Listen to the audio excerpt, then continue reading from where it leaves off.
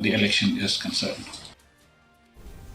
In a significant gesture towards community welfare and educational advancement, the Federation of Khasi, Jaintia and Garo people have donated desks and benches to the government LP school Pahamsyiem in Riboy district, led by the president of the North Khasi Hills district unit, Loista Lingdo, along with members. The Fkjgp representatives met with the school management to hand over 15 sets of desks and benches. This donation aims to ensure that the young learners at Government LP School Pahamsyiem have adequate facilities to support their educational pursuits. Basic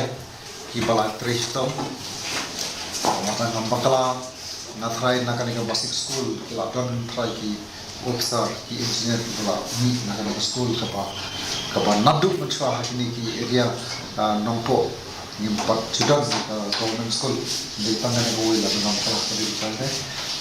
the Restong Jalpinangkai, you Lapan Mixipul, he Nongialam, Pet Yakazil, the officer, but in touch. And now for the weather.